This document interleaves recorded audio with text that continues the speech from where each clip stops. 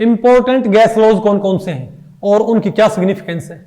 नमस्ते, मेरा नाम मनदीप दलाल है और इस लेक्चर में हम इन्हीं प्रश्नों के उत्तर खोजने की कोशिश करेंगे।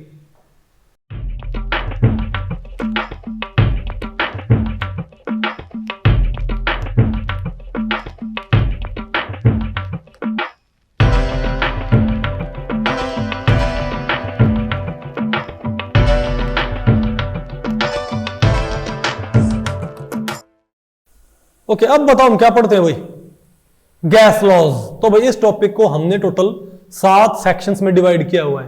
पहले हम क्या पढ़ेंगे, Boyle's law, Charles law, Gay-Lussac's law, फिर क्या है Avogadro's law, the combined gas law, फिर ग्राम्स लॉ ऑफ डिफ्यूजन और लास्ट में क्या Dalton's law of partial pressure. तो पहले हम क्या पढ़ते हैं, बॉयल्स लॉ।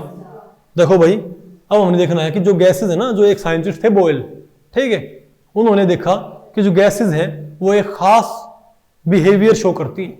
अगर हम टेम्परेचर रखें कांस्टेंट, अगर मैं टी कांस्टेंट रखूं ना किसी गैस का और उसको मैं प्रेशराइज करूं, मान लीजिए गैस हमारे पास टी में कांस्टेंट और टी कांस्टेंट रखना है और गैस को मैं प्रेशराइज करूंगा तो इसकी वॉल्यूम घट जाती है और जितना मैंने प्रेशर बढ़ाया ना वॉल्यूम उतनी ही घटती है। उसी मतलब प्रेशर डबल किया ना तो वॉल्यूम हाफ होती है, प्रेशर ट्रिपल किया तो वॉल्यूम 1/3 होती है। तो बोले भाई कि कांस्टेंट टी पे बोले भाई volume is inversely proportional to pressure. अच्छा, अगर मान लिया प्रेशर डबल करने पर वॉल्यूम 1/4 होती ना तो यहां बेटा पी स्क्वायर लिखा होता। ये एक्सपेरिमेंटल लॉज है, ये एक्सपेरिमेंटल लॉज है भाई। अगर प्रेशर डबल करने पर वॉल्यूम 1/4 होती तो यहां पर तो लॉ क्या होता 1/p², क्योंकि 2p करने पर तभी तो नया फैक्टर यहां पर 4 आता। समझे? लेकिन क्या पाया कि प्रेशर डबल करने पर वॉल्यूम हाफ होती है, ट्रिपल करने पर 1/3, 4 टाइम्स करने पर 1/4। तो होना हो ये इसकी एक पावर के क्या है, इनवर्सली। समझे बात?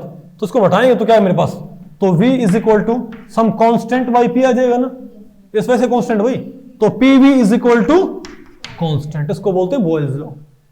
ये पाया कि प्रेशर जिस मतलब प्रेशर और वॉल्यूम की इनवर्स कोरिलेशन होती है, इनवर्स कोरिलेशन, लेकिन एक पावर के साथ। क्या?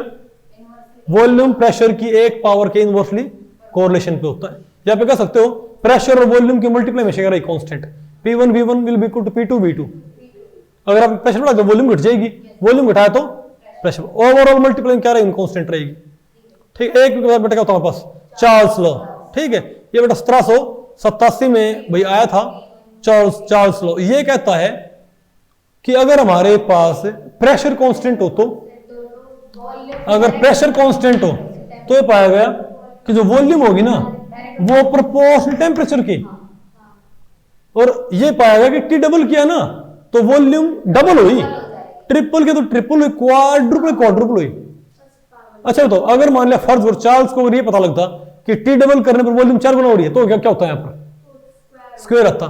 अगर टी डबल करने पर एक्सपेरिमेंटली वॉल्यूम 9 गुना होती तो, सॉरी, टी डबल करने पर वॉल्यूम बेटा 8 गुना होती तो टी क्यूब होता है ना। अरे बोलो भाई, लेकिन टी डबल करने पर वॉल्यूम 1 गुना बढ़ती है, टी डबल करने पर वॉल्यूम 2 गुना, ट्रिपल करने पर 3 गुना, क्वाड्रुपल करने पर 4 गुना। तो इसलिए हम क्या बोलेंगे कि volume is definitely proportional to T की 1 पावर। हटाएंगे इसको, सम कांस्टेंट इनटू टी, तो बेटा भी बोल सकते हो कि v/t इज कांस्टेंट। ये हमारा क्या होता है भाई, समझो? तो अगर v1 तो v/t वैसे कांस्टेंट रहेगा, इसका मतलब क्या है, v1/t1 should be equal to v2/t2। ये आपका सेकंड लॉ है। कुछ बेसिक लॉज है, इनको आपको पता होना चाहिए। इनका डेरिवेशन हम इसलिए नहीं पढ़ रहे भाई, इनका डेरिवेशन आएगा आपका, लेकिन वो जब आप पढ़ोगे ना, नहीं ऐसा नहीं, ऐसा डेरिवेशन थोड़ी होता है, वो तो इनका डिराइव कर सकते हो ना बेटा, वो डेरिवेशन होता, वो इनसे वो बनता है। आप चीज को रिवर्स इंजीनियर कर रहे हो, ये अलग अलग पता लगे थे, इनको बेटा जोड़ के वो बना था, उनका डेरिवेशन आपका लगाएगा। ठीक है बात? ओके, आपको जो पढ़ा है ना, आपको जो हम पढ़ाएंगे काइनेटिक गैस इक्वेशन, तब आपको पढ़ाया जाएगा उनका डेरिवेशन।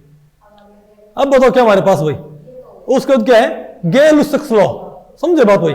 अब गेल-लुसाक्स लॉ क्या बोलता है, ये कहता है, ये चार्ल्स लॉ की तरह ही है, समझे बात? लेकिन ये कहता है अगर क्या हो हम हम वॉल्यूम कांस्टेंट कर दें, क्या अगर हम भाई वॉल्यूम कांस्टेंट कर देते हैं तब क्या होता है, तो उन्होंने पाया अगर वॉल्यूम कांस्टेंट होगी ना, समझे बात, अगर वॉल्यूम क्या बेटा कांस्टेंट है तो ये बोला भाई कि pressure is directly proportional to temperature, समझे, वो भी एक पावर की। यानी अगर मैं वॉल्यूम कांस्टेंट रखते हुए अगर मैं गैस का टेम्परेचर डबल करता हूं तो गैस का जो दीवारों पर जो प्रेशर है ना वो डबल हो जाएगा। अगर आपने टी ट्रिपल कर दिया तो प्रेशर ट्रिपल हो जाएगा। हाँ बोलो बेटा। जैसे प्रेशर, अगर प्रेशर इंक्रीज करेंगे तो ऐसा हो सकता है कि वॉल्यूम कांस्टेंट रहे और टेंपरेचर में फर्क पड़े। बिल्कुल होता क्यों नहीं, नहीं आप क्या कह रहे हो, प्रेशर इंक्रीज करेंगे, प्रेशर इंक्रीज करें हाँ और वॉल्यूम में कुछ फर्क ना पड़े, टेंपरेचर वॉल्यूम तो कांस्टेंट है। हाँ बिल्कुल, इसमें क्या दिक्कत है, उसका टी बढ़ेगा फिर, टी बढ़ेगा। हाँ तो लेकिन अगर जैसे टेंपरेचर बढ़ाएंगे तो प्रेशर नहीं उसका नहीं, अब दो अगर मान लो आपने क्या कर दी उसकी रैंडमनेस, उसकी वॉल्यूम को आपने क्या कर दी, वॉल्यूम कांस्टेंट है।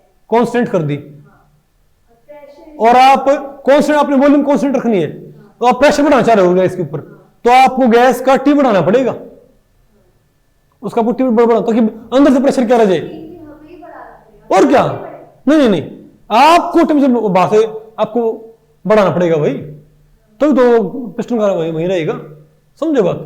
तो P is proportional to T, तो उसका टाइम तो क्या है हमारे पास, P is equal to CT, C constant भाई, तो P बाई T भी यहां पर क्या आ गया, कांस्टेंट, इजंट इट। इसको तो हम क्या बोलेंगे, अच्छा तो P1 बाई T1 क्या आ गया हमारे पास, P2 बाई T2, ये क्या होता है आपका, बताओ भाई, ये क्या आपका गेल-सिक्स लॉ। ओके, उसके बाद हमने क्या पढ़ना बताओ भाई, फिर हम पढ़ते हैं एवोगैड्रोज लॉ, ठीक है। अब एवोगैड्रो लॉ क्या कहता है, ये कहता है कि equal volume of all gases, क्या बोलो भाई, equal volume of all gases under similar condition of temperature and pressure contain equal number of particles, क्या इक्वल नंबर ऑफ, अरे भाई equal volume of all gases under similar condition of temperature and pressure contain equal number of particles.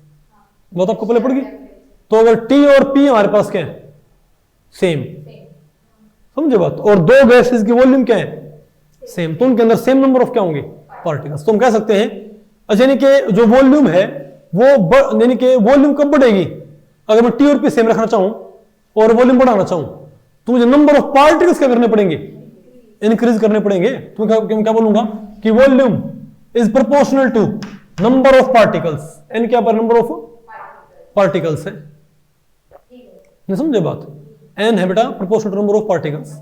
अगर N proportional particle है तो मेरे पास मान लिया भाई 10 करोड़ पार्टिकल है, तो अगर मैं नंबर ऑफ पार्टिकल्स को एवोगैड्रो नंबर से भाग कर दूं तो क्या आ जाएंगे, number of moles. Number of मोल कैसे आया करते, अगर मैं गिवन वेट को भाग कर दूं किससे भाई, ग्राम एटॉमिक मास से, ग्राम मॉलिक्यूलर मास से, तो भी नंबर ऑफ मोल आते हैं। अच्छा आप मुझे बताओ, मेरे पास 12.04 10 की पावर 23 पार्टिकल है, मेरे पास इतने पार्टिकल है, ये मेरे पास n है, तो इसमें बेटा क्या, हाँ 23, मेरे पास इतने पार्टिकल 12.04 इंटू 10 की पावर 23 पार्टिकल है, तो इसमें कितने मोल है, 2 मोल हो गए ना भाई, क्योंकि 6.02 10 की पावर 23 का एक होता है, तो अगर मैं इस गिवन को किससे भाग कर देता हूं, 6.02 10 की पावर 23 पार्टिकल से, तो ये तो मेरे पास क्या गिवन नंबर ऑफ पार्टिकल्स, ये मेरे पास क्या है एवोगैड्रो नंबर है ना, तो मेरे पास नंबर ऑफ, तो नंबर ऑफ मोल का फॉर्मूला भी होता है W/m भी नंबर ऑफ मोल होता है और ये भी होता है, नहीं समझे बात। तो आपको यहां पर साफ दिख रहा है, आपको यहां पर साफ दिख रहा है कि जो n होता है वो बताओ क्या होता है मेरे पास, n into n not, n क्या होता है, n इंटू n नॉट होता होगा, तो मैं इस n को किस रिप्लेस करता हूं, इस n को n इंटू n नॉट से, एवोगैड्रो नंबर से, अब ये तो एक कांस्टेंट है, ये तो क्या है ना, बड़ा कांस्टेंट है। ये आपको सुनो, इसका मतलब क्या है, ये तो कांस्टेंट बेटा, हम क्या बोलेंगे कि volume is proportional to N, number of मोल।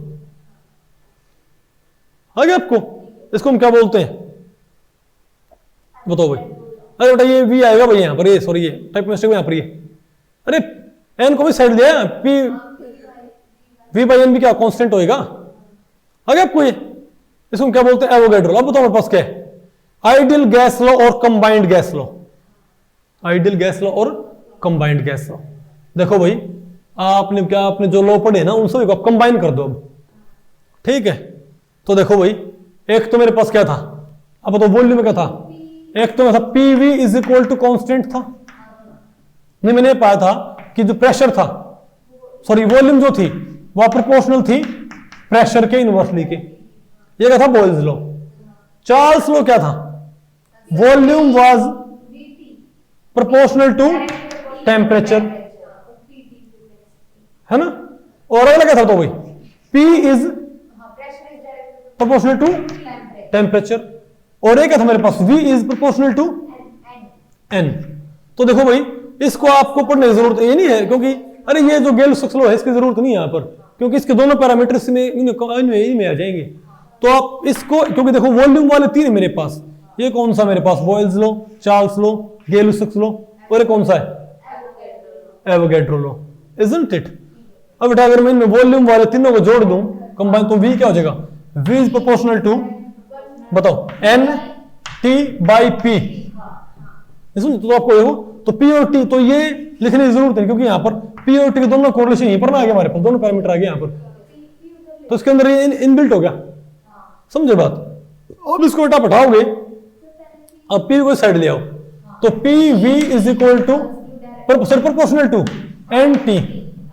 तो बोले भाई, तो अब इन दोनों साइड्स को बराबर करने के लिए, इन दोनों साइड्स को बेटा बराबर, यहां पर एक कांस्टेंट से मल्टीप्लाई करना पड़ेगा, नहीं समझे बात। बोलो भाई तो क्या बोले, PV इज इक्वल टू, वो बोले R क्या है यहाँ पर, कांस्टेंट ऑफ प्रोपोर्शनलिटी, इसको बोलते हैं गैस कांस्टेंट, क्योंकि भाई कंबाइंड गैस लॉ में ये कांस्टेंट ऑफ प्रोपोर्शनलिटी है ना, तो इसको क्या बोलने लगे, गैस कांस्टेंट, RNT। RNT वैसे तो ये इसको बोलते हैं NRT, ज्यादा पॉपुलर है RNT वजह बोलने के लिए, इसको हम क्या बोलते हैं, कंबाइंड गैस लॉ। आसान है कि मुश्किल है, अब बताओ उसके ग्राम्स लॉ ऑफ डिफ्यूजन, ठीक है।